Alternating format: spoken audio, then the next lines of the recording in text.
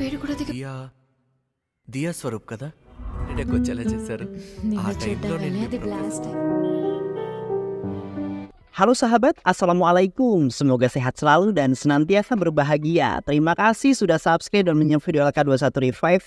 Semoga Tuhan Yang Maha Esa selalu memberikan rezeki yang berkah dan berlimpah ruah untuk sahabat semua. Kali ini Mimin sudah merangkum sebuah alur film yang sangat spesial buat teman-teman semua. Film ini berjudul Dia. Gak perlu banyak basa-basi lagi. Ini dia alur ceritanya.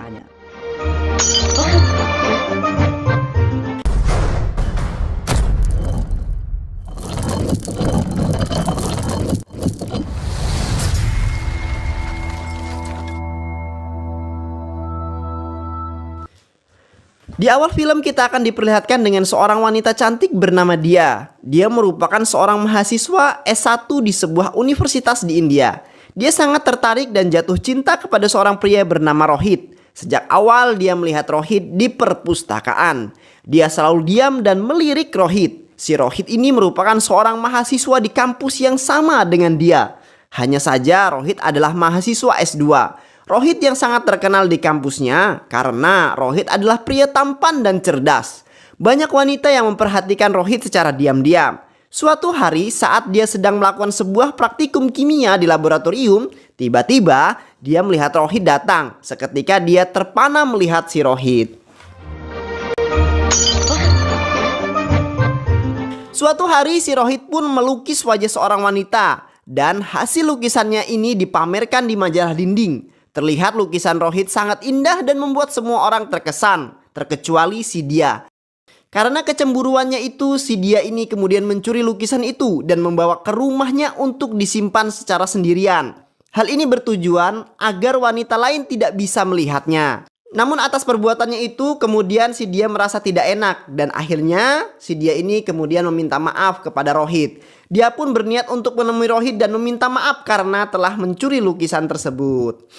Keesokan harinya dia pun berusaha untuk menemui Rohit di kampus. Anehnya saat dia berada di hadapan Rohit, dia tidak bisa berkata dan malah salting. Apakah ini yang dinamakan cinta?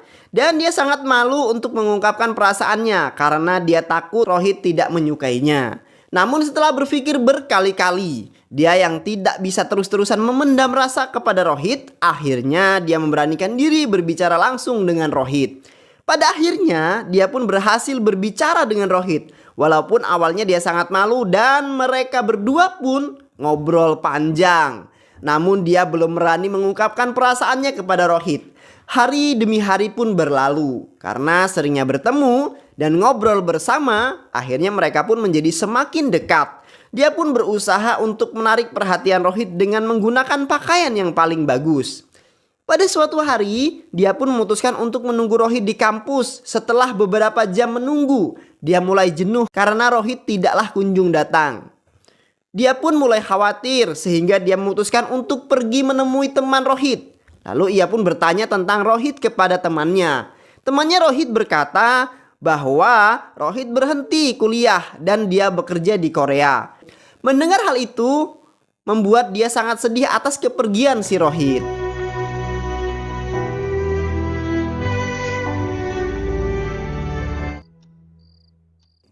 Singkat cerita, 3 tahun telah berlalu. Dia pun lulus dan sekarang tinggal di sebuah apartemen bersama sang ayah di Mumbai.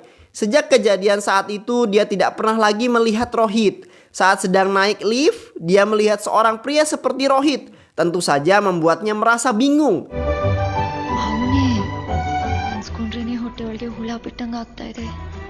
Saat dia keluar dari lift, berpura-pura tidak melihatnya karena dia takut salah orang. Tetapi ternyata si Rohit memanggil dia.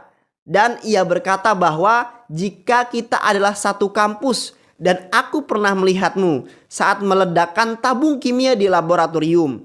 Mendengar hal itu membuat dia hanya bisa terdiam membisu. Dia pun merasa sangat senang dan dia bertanya kepada Rohit, "Kenapa kamu di Mumbai?" Si Rohit berkata bahwa dirinya pindah kerja di sini saat ini. Dan ternyata apartemen Rohit dan dia bersebelahan. Saat sedang asik mengobrol di depan pintu, ayah dan paman dia keluar dan mereka menyapa Rohit. Keesokan harinya dia pun melihat Rohit yang akan lari pagi. Dan ternyata lari pagi adalah rutinitas yang setiap pagi dan setiap hari Rohit lakukan. Namun dia berkata bahwa ia tidak bisa lari pagi karena dia sangat susah sekali untuk tidur dan membuatnya selalu bangun kesiangan. Rohit yang mengatakan saat ia di Korea ada kepercayaan bahwa jika seorang sulit tidur itu tandanya kita sedang memikirkan seseorang. Dan cara untuk mengantisipasinya yaitu dengan cara pejamkan matamu dan bayangkan ingin hidup bersama orang itu. Ungkapkan perasaanmu kepadanya lalu tidurlah.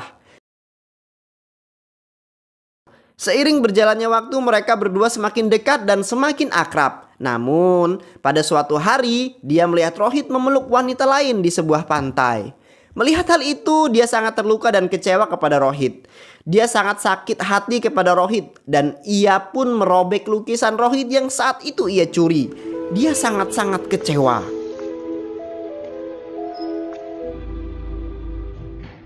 Saat malam hari dia menemukan sebuah bingkisan di depan pintu apartemennya. Dia mengambil bingkisan itu dan membukanya.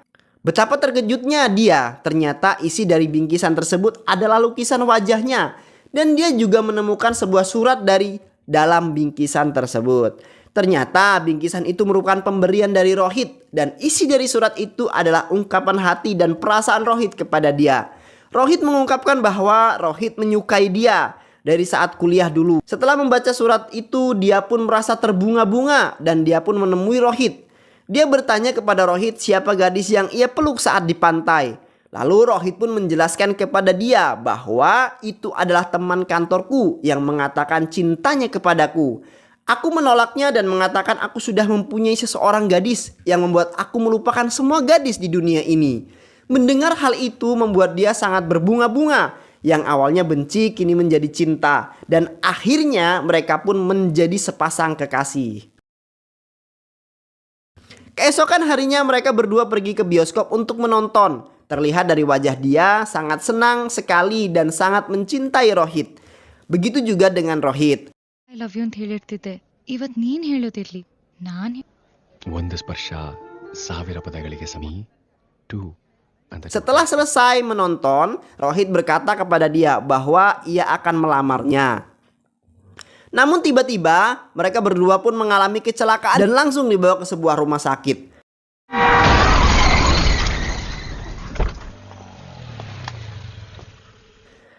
Saat dia tersadar, dia pun bertanya kepada pamannya di mana Rohit. Pamannya pun berkata bahwa Rohit sudah meninggal dunia. Mendengar hal itu, ia menangis dan sangat terpukul atas kepergian Rohit.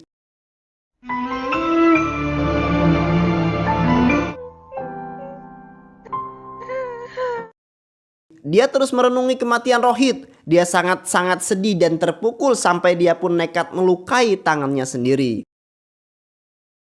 Lalu sang ayah dan pamannya pun menyuruh dia untuk pergi ke tempat saudaranya untuk menenangkan diri. Namun saat berada di sana, dia tetap merasa sangat sedih dan terpukul atas kematian Rohit. Saat dia berjalan kaki di dekat taman, tiba-tiba datang seorang pencopet yang mengambil tas miliknya. Namun dia nampak tidak peduli karena dia sangat merasakan kehilangan yang mendalam. Karena frustasi dia pun mencoba bunuh diri di sebuah rel kereta api. Tetapi tidak jadi karena dia takut mati.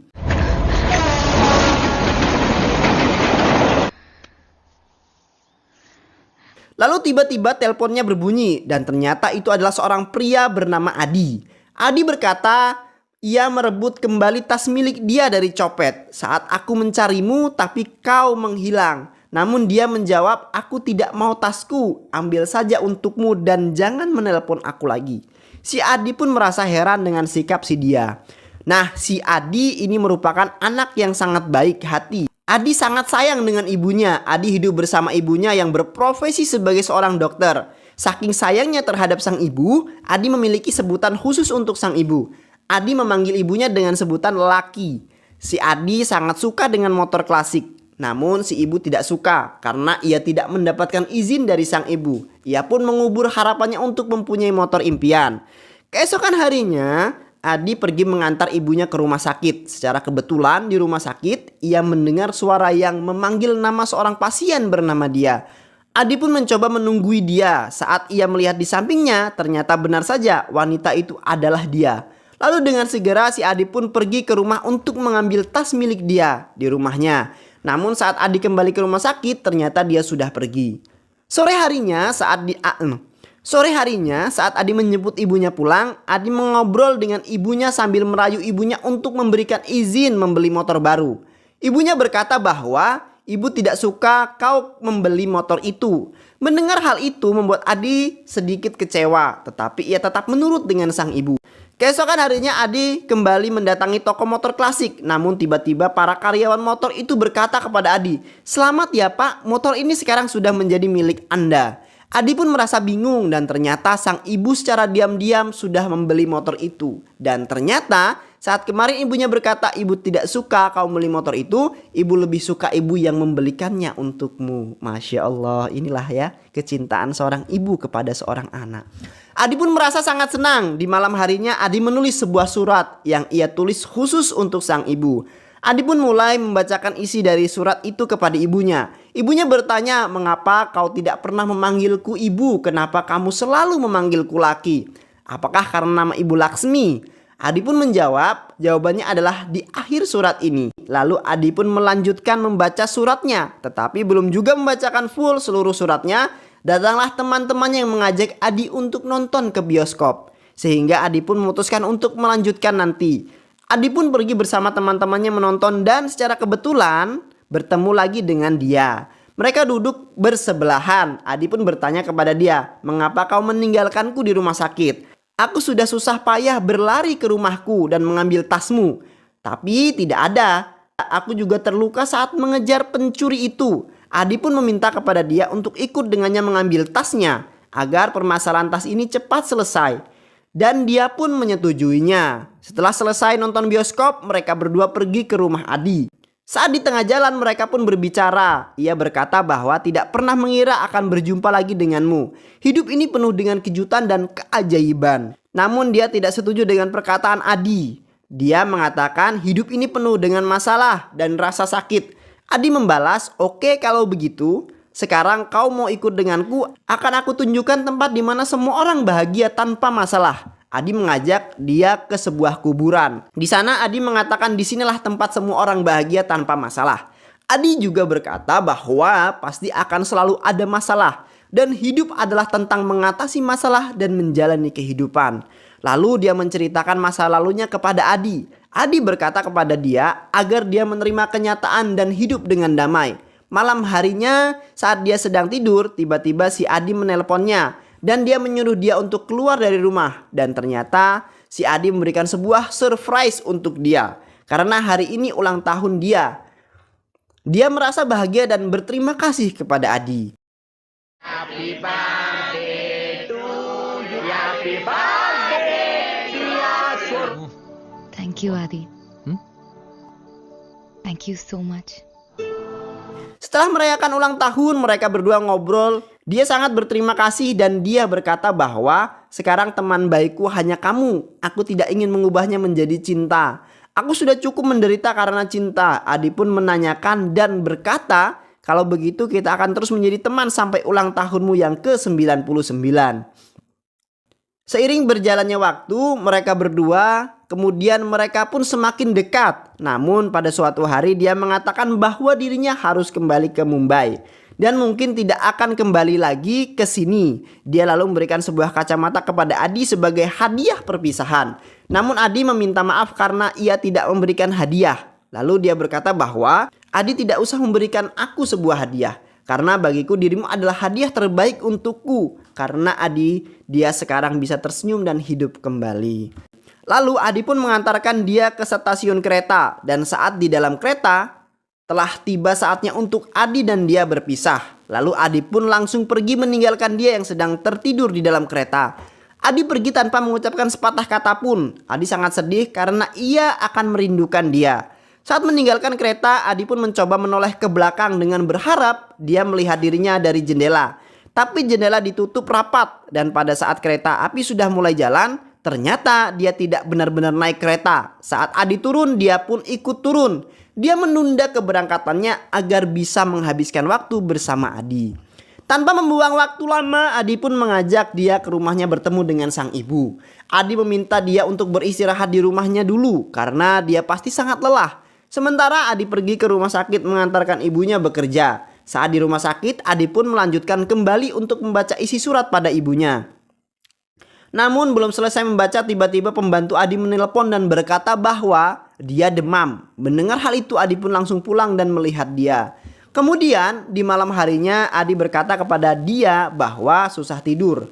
Dia pun teringat kembali perkataan Rohit saat itu dan berkata, jika kau susah tidur pejamkan matamu, bayangkan ingin hidup bersama seseorang yang kamu suka dan ungkapkan perasaanmu padanya, lalu tidurlah. Hari demi hari berlalu membuat Adi semakin jatuh cinta kepada dia.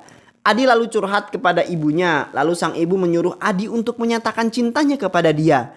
Tapi di sisi lain, Adi sangat takut karena mereka sudah sepakat bahwa hubungan ini hanya sebatas teman. Dan ternyata diam-diam dia juga memendam rasa cinta kepada Adi. Tapi dia juga takut dengan perjanjian yang mereka buat. Keesokan harinya, dia berkata kepada Adi bahwa ia harus segera pulang ke Mumbai karena ayahnya sudah memanggilnya. Lalu Adi pun mengantarkan dia ke sebuah stasiun kereta. Mereka berdua diantar oleh temannya Adi yang seorang penarik bajai. Dan saat mereka berdua mengobrol di sebuah pintu kereta, dia mengatakan cintanya kepada Adi dengan sebuah isyarat. Awalnya Adi tidak peka, tapi akhirnya dia menyadarinya. Adi pun langsung naik kereta itu kemudian memeluk dia. Dan dia pun melanjutkan perjalanan ke Mumbai. Sedangkan Adi dengan perasaan senang ia pulang ke rumah. Terlihat di sana sang ibu sedang menunggunya pulang. Adi memberi kabar bahwa Adi diterima cintanya oleh dia. Mendengar hal itu ibunya senang karena anaknya senang. Singkat cerita, dia pun akhirnya sudah sampai di apartemen di Mumbai.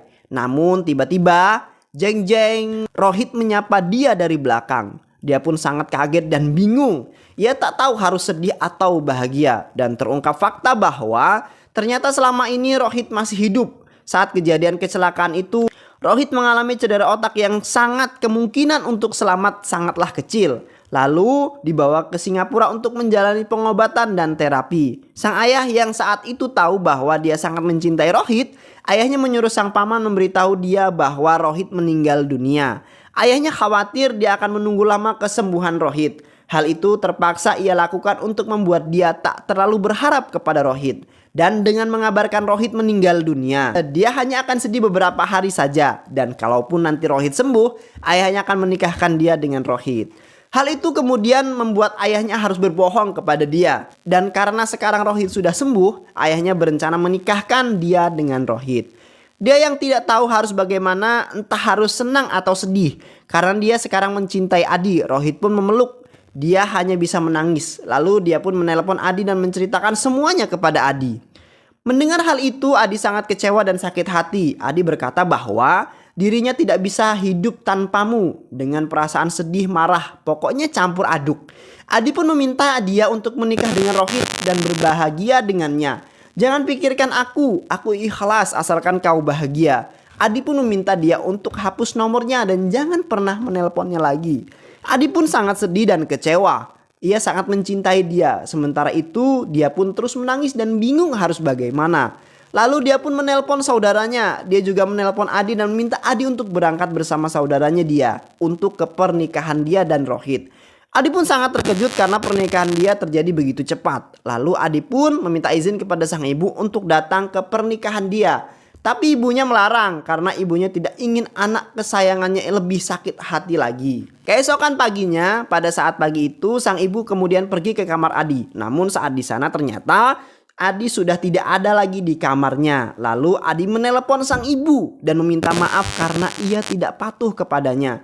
Adi berkata bahwa aku akan tetap datang ke pernikahan dia. Adi pun mematikan HP-nya. Ibunya mencoba menelpon Adi namun tidak bisa. Singkat cerita, akhirnya Adi pun sampai di acara pernikahan Rohit dan dia. Adi yang tidak bisa membohongi hatinya pun sangat sedih dan berkata kepada dia dan Rohit bahwa kalian adalah pasangan serasi yang ditakdirkan hidup bersama. Kemudian mereka bertiga pun melakukan sesi foto bersama. Setelah selesai acara ini, dia pun menceritakan tentang Adi kepada Rohit. Mendengar hal itu, Rohit pun menyuruh dia untuk pergi dan hidup bersama Adi. Karena Adi telah memberikan kehidupan yang baru dan dia bisa membuatmu lebih bahagia. Lebih baik aku yang menderita daripada kalian menderita demi aku. Dia pun langsung berangkat ke rumah Adi. Setelah menghadiri acara pernikahan dia, Adi pun pulang ke rumah. Namun betapa terkejutnya Adi saat ia sampai di rumah sudah ada banyak orang datang ke rumahnya. Dan ternyata sang ibu yang dia cintai meninggal karena serangan jantung. Saat itu ibunya berkali-kali mencoba menelpon Adi tapi gagal. Atas kejadian itu Adi sangat menyesali perbuatannya karena ketidakpatuhannya. Nasi sudah menjadi bubur, kini Adi menangis di sebelah jenazah sang ibu. Lalu Adi melanjutkan surat yang ditulis ibunya. Selama ini aku selalu memanggilmu Laki, bukan karena namamu Laksmi, tapi kan aku bahagia. Betapa beruntungnya aku dilahirkan olehmu. Terima kasih karena sudah menjadi ibuku. Sementara itu, dia pun akhirnya sampai di rumah Adi. Namun Adi tidak ada di sana. Dia pun mencoba untuk mencari Adi, bertanya kepada teman Adi. Temannya pun memberitahu tentang kematian ibunya Adi. Dia pun segera mencari Adi dan pada akhirnya ada seorang yang mengatakan bahwa Adi pergi ke rel kereta api. Dia sangat khawatir kepada Adi. Ia takut Adi melakukan bunuh diri. Dia pun langsung bergegas cepat menuju rel kereta api mencari Adi. Akhirnya dia pun berhasil menemukan Adi yang mencoba untuk bunuh diri. Dia pun langsung memanggil Adi karena mendengar suara dia. Adi pun sangat senang. Namun tiba-tiba akhirnya Adi pun harus tewas ditabrak kereta api. Dan film pun selesai. Sungguh banyak pelajaran yang dapat kita ambil dari film ini. Bagaimana filmnya menurut teman-teman semua? Silahkan diskusi di kolom komentar ya. Terima kasih sudah menyimak video-video LK21 Revive. Semoga sahabat semua terhibur dan sampai bertemu lagi di video-video berikutnya. Wassalamualaikum warahmatullahi wabarakatuh.